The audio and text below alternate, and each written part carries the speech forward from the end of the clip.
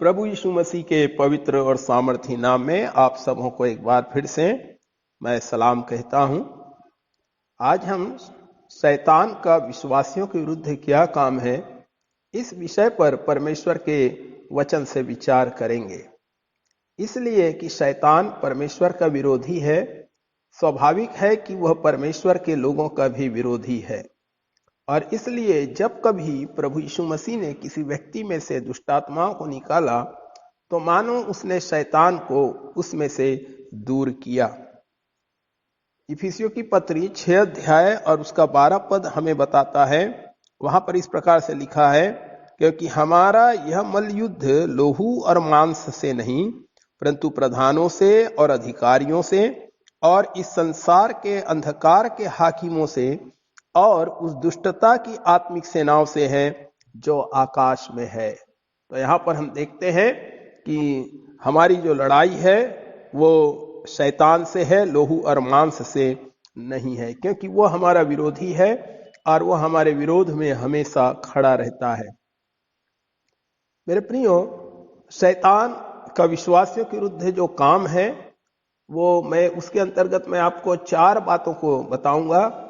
और पहली बात है, शैतान विश्वासियों पर अपनी प्रभुता जमाने के लिए उन पर आक्रमण करता है और उनसे युद्ध भी करता है। पहला पत्रस उसके 5 अध्याय और उसके 8 पद में लिखा हुआ है, सचेत हो और जागते रहो, क्योंकि तुम्हारा विरोधी शैतान गरजने वाले सिंह की नाई इस खोज में रहता है कि किसको फाड़ खाए। तो शैतान इस प्रयास में लगा रहता है कि कैसे मैं अपना अधिकार जमाने के लिए किसी न किसी तरह से विश्वासियों पर आक्रमण करूं।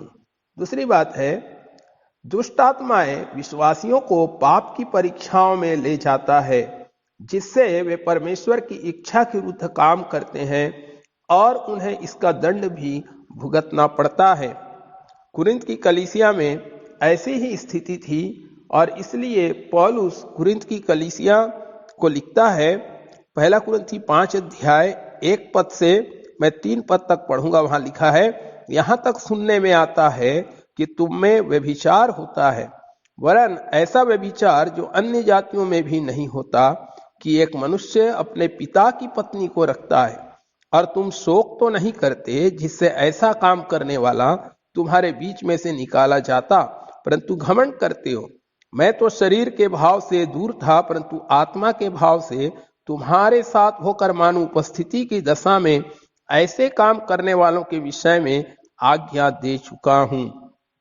तो यहां पर हम देखते हैं कि दुष्टात्माएं कई बार विश्वासियों को अनैतिकता की ओर भी ले जाता है।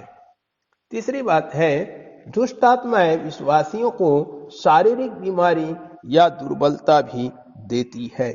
यदि हम अय्यूब की किताब को पढ़ेंगे तो 2 अध्याय 7 पद और 8 पद में लिखा है, तब शैतान यहोवा के सामने से निकला और अय्यूब को पांव के तलवे से ले सिर की चोटी तक बड़े बड़े फोड़ों से पीड़ित किया। तब अय्यूब खुजलाने के लिए एक ठीकरा लेकर राख पर बैठ गया। तब उसकी स्त्री ने कहने लगी, क्या तू अब भी अपनी खराई पर बना है? परमेश्वर की निंदा कर और चाहे मर जाए तो मर जाए। तो इस प्रकार से विश्वासियों को शैतान कई बार शारीरिक बीमारी या दुर्बलता देकर भी कष्ट पहुंचाती है। चौथी बात के अंतर्गत हम देखेंगे, दुष्ट आत्माओं का प्रभु की कलीसिया के विरुद्ध किस प्रकार का काम है। प्रभु की कलीसिया के विरुद्ध भी शैतान षड्यंत्र रचता है और काम करता है। शैतान और उसकी दुष्टात्माओं का सबसे बड़ा विरोध प्रभु की कलीसिया के साथ है।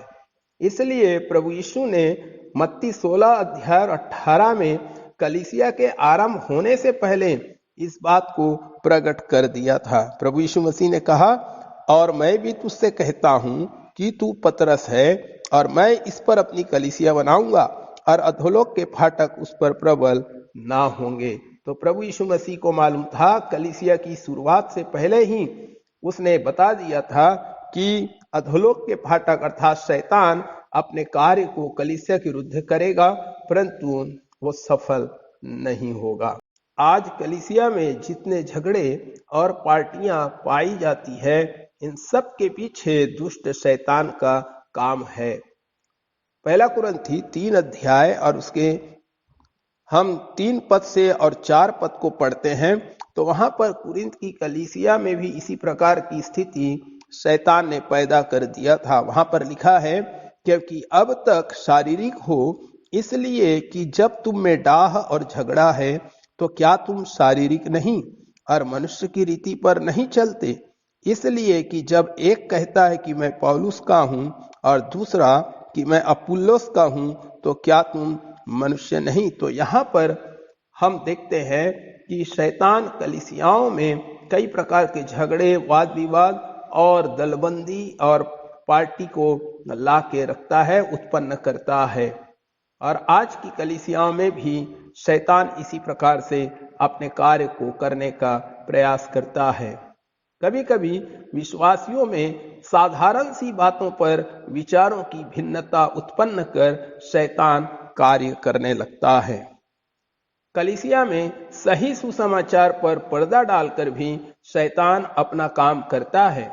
प्रभु की कलीसिया में विश्वासियों को क्लेश और कष्ट पहुंचाकर भी शैतान अपना काम प्रकट करता है।